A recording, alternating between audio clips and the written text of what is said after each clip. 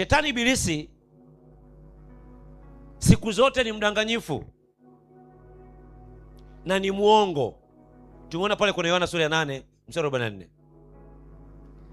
Wakorintho wa pili sura ya 4 mstari wa 4 anasema anapofusha fikra za watu wasiamini injili ya Yesu Kristo, anatia giza. Namna ya hila anazozifanya ni kufanya watu watie giza. Yeye aliye joka kuu au aitwaye shetani ibilisi ni mdanganyifu wa ulimwengu wote. Ufunuo 12 mstari wa 9. Biblia inasema hujigeuza na kujifanya kuwa ni malaika wa nuru. Lengo lake ni kuweka utambulisho wa bandia ndani ya mioyo ya watu, ili watu wasiwe vile ambavyo Mungu amekusudia wawe. Kwa hiyo shetani ibilisi akitaka kumtawala mtu atampa utambulisho ulio bandia. Biblia inasema kwenye Matendo sura ya 7 mstari wa 22, Musa alifundishwa hekima yote ya Wamisri, akawa hodari wa maneno na hodari wa matendo. Lakini Waebrania 11:24-25 amesema alikataa kuitwa mwana wa binti Farao. Alikataa kuishi kama vile ambavyo wanavyoishi katika namna isiyompendeza Mungu. Tuko sawa sawa? Kwa hiyo lengo kubwa la Mungu kuwaokoa wana wa Israeli, alikuwa anajua hata kama wanaishi chini ya utumwa wa Misri, hii ni taifa teule, nilishawapa ahadi kwa mbele kupitia babu yao Ibrahimu. Bwana Yesu asifiwe. Kutoka sura ya 6 mstari wa 6 na 7, Mungu aliendelea kuwakumbusha kwamba wao ni watu wake, wao ni watoto wake. Aliingia agano na babu yake na baba zao akina Ibrahimu. Kwa hiyo kukaa Misri miaka yote 400 ilikuwa sio sababu ya wao kuendelea kuwa chini ya utumwa na kuitika kwamba wao ni watumwa. Tayari Mungu alishawaahidia kwamba wao wako huru. Tuko sawa sawa jamani wapendwa? Akawakumbusha. Kwa hiyo walipokuwa njiani, ukisoma Kutoka sura ya 2, Kutoka sura ya 16 mstari wa 3 na Hesabu sura ya 14 mstari wa 2 hadi wa 4, walipokuwa njiani, wale Waisraeli ambao ni taifa la Mungu, wameahidiwa na Mungu kwamba watakuwa ni warithi. Bwana Yesu asifiwe. Kwa sababu waliathiriwa na mazingira ya miaka 400, wamezaliana kule, wameishi muda mrefu, wameshaona uchawi, wameshaona uganga, wameshaona maadili na falsafa za Misri. Akili zao zilibadilishwa, zikapewa utambulisho mwingine. Ndio maana walipokuwa njiani walikuwa wanaona ni bora tu turudi au tufe tu kuliko twende huko tunapoenda. Hata kama walikuwa wameshaona mkono wa Mungu na miujiza, hata kama Mungu ashawatoa chini ya mikono ya utumwa, mentality yao iliharibiwa na mazingira na watu waliozunguka, wakapewa utambulisho bandia. Walikuwa wako huru mbali na mikono ya Farao kule Misri, washatoka, wako huru tayari, ila mentality zao zilikuwa na utambulisho bandia. Walikuwa wanaendelea kujiona kwamba wao ni nani? Ni watumwa. Ni sawasawa hivi leo wewe umetoka huko, umekuja hapa kanisani, umepokea neema ya wokovu. Nimeshakufundisha kwa habari ya Yesu Kristo amekuwa laana kwa ajili yako ili uwe mbali na laana. Amefanyika kuwa dhambi kwa ajili yako ili uwe mbali na dhambi. Nimeshakufundisha kwa sababu ya damu Yesu Kristo imekusaidia kuwa wenye haki, lakini bado mentality yako, akili yako bado inaendelea kusema kwamba mimi kuna laana zinaendelea kunisumbua kwenye maisha yangu. Baada ya kukataa kusema mimi sipo chini ya laana. Neno nasema aliyebarikiwa na Mungu hawezi akalaanika.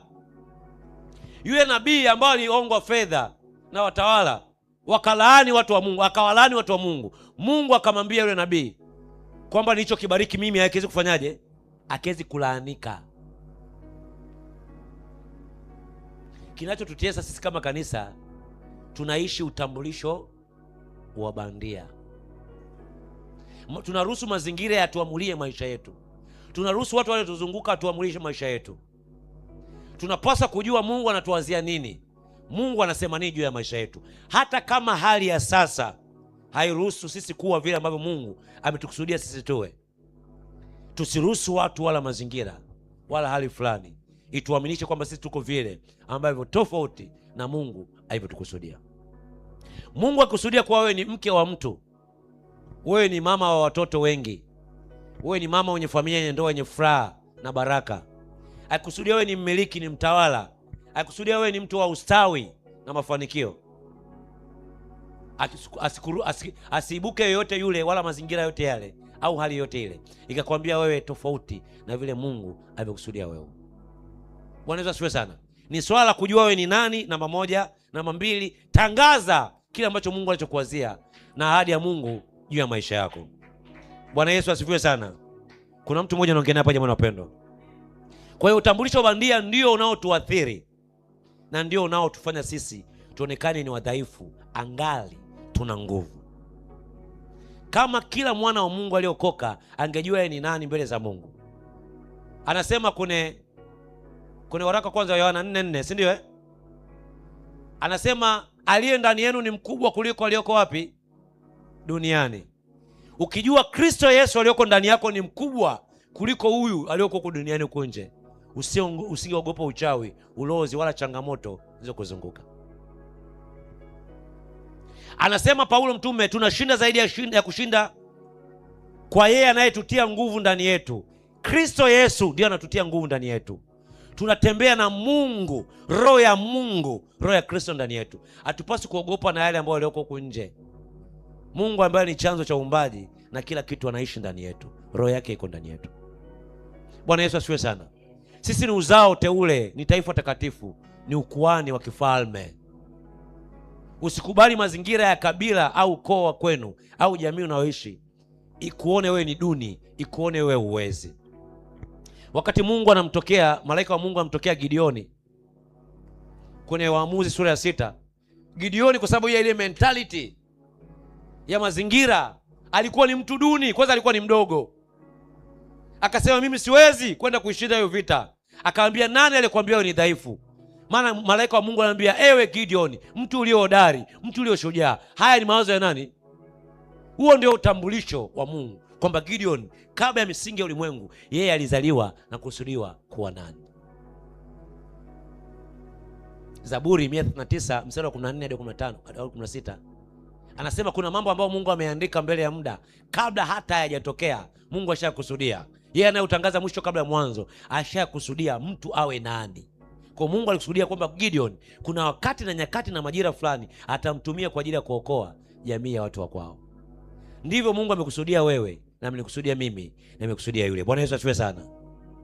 Wakati Mungu anamtokea Yeremia, anamwambia wewe ni nabii wangu, Yeremia sura ya 1, anasema mimi ni mtoto mdogo, anatoa visingizio vya kibinadamu.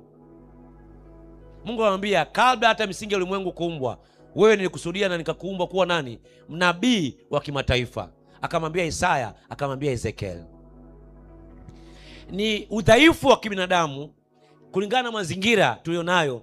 Tunajiona muda mwingine hatuwezi kufanya kazi ya Mungu, muda mwingine hatuwezi kubarikiwa, hatuwezi kuwa watu wakuu, kulingana na vile ambavyo tumeaminishwa na mazingira na watu walizunguka. Musa wakati Mungu anamtokea kwenye Kutoka sura ya 3, alijiona kwamba yeye hafai, hastahili kuokoa wana wa Israeli. Akajiona ana kigugumizi, hawezi kusema. Mungu akamwambia kabla, kwani ni nani kwa nani aliyewaumba? Mungu akamwambia nani aliyewaumba? Nani aliyekupa kusema? Si mimi. Wewe nenda. Kikubwa kinachotusumbua kama kanisa ni utambulisho wa nini? Wa bandia. Na hata katika mahospitali tunapoenda, kuna muda mwingine shetani anatumia mbinu ya kutupa utambulisho bandia. Kuna watu leo wamekufa kabla ya muda. Hakupaswa kufa leo. Wamekufa kwa sababu walisikia daktari amewambia. Ile kusikia hapo hapo, kuna magonjwa mengine yakazaliwa, pressure, depression, frustration, wakajikuta wanaondoka nje ya muda. Hakupaswa hata kufa ule muda, lakini wamepewa utambulisho bandia. Wangapi wamepewa ripoti ambazo sizo? Bwana Yesu asifiwe sana. Wangapi ambao wanasikia wana udhaifu fulani, lakini wanaenda hospitali hawaoni huo udhaifu?